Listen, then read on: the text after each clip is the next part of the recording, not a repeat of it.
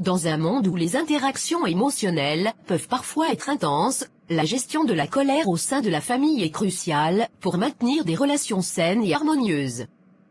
Les parents jouent un rôle central dans cet équilibre, car leur façon de réagir aux situations stressantes peut grandement influencer le bien-être émotionnel des enfants.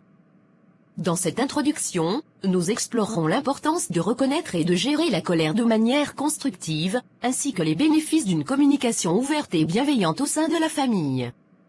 En mettant l'accent sur l'empathie, la compréhension mutuelle et le respect, nous découvrirons comment cultiver un environnement familial où les émotions sont accueillies et traitées avec soin, favorisant ainsi des liens solides et durables entre les membres de la famille. Voilà notre histoire du jour sur la gestion de la colère. Sarah, je dois te parler. Hier soir, j'ai perdu mon calme et j'ai crié après toi. Je suis vraiment désolée. C'est bon, maman. Je comprends que tu étais contrariée. Mais pourquoi tu étais si fâchée? Je suis désolée de t'avoir fait peur. La vérité, c'est que j'avais beaucoup de stress au travail, et quand je suis rentrée à la maison et que j'ai vu le désordre dans ta chambre, ça m'a vraiment énervée.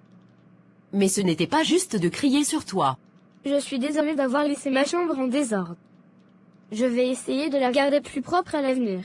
Merci, Sarah. Mais surtout, je veux que tu saches que je travaille sur ma gestion de la colère. J'ai réalisé que ce n'est pas la bonne façon de réagir, et je vais faire de mon mieux pour rester calme à l'avenir. Si jamais tu penses que je deviens trop fâchée, n'hésite pas à me le dire. D'accord, maman. Je comprends. Et je t'aime. Je t'aime aussi, Sarah. Merci de ton soutien. Dites-moi en commentaire ce que vous pensez de cette vidéo. En conclusion, il est essentiel pour les parents de reconnaître et de gérer leur colère de manière saine lorsqu'ils interagissent avec leurs enfants.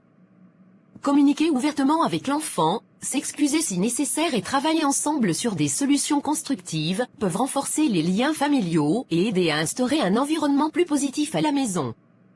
La prise de conscience de ses propres émotions et le développement de stratégies de gestion de la colère sont des éléments clés pour favoriser des relations familiales harmonieuses et équilibrées. La colère est une émotion humaine normale, mais elle peut être difficile à gérer, surtout lorsqu'elle est dirigée vers nos enfants. Voici quelques conseils pour gérer votre colère face à votre enfant. 1. Prenez une pause. Si vous sentez que votre colère monte, essayez de prendre une pause. Vous pouvez sortir de la pièce ou prendre quelques respirations profondes pour vous calmer avant de continuer la conversation avec votre enfant. 2. Essayez de comprendre la source de votre colère. Parfois, notre colère peut être causée par une accumulation de stress ou de frustration, et peut ne pas être directement liée à notre enfant. Prenez le temps de comprendre ce qui a déclenché votre colère, pour pouvoir mieux y faire face. 3. Communiquez calmement. Essayez de parler à votre enfant d'une manière calme et posée, sans hausser la voix ou devenir agressif. Cela aidera à calmer les tensions et à résoudre le problème plus facilement. 4.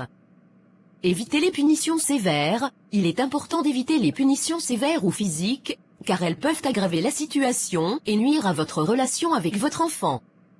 Essayez plutôt d'utiliser des techniques de discipline positive pour aider votre enfant à apprendre de ses erreurs.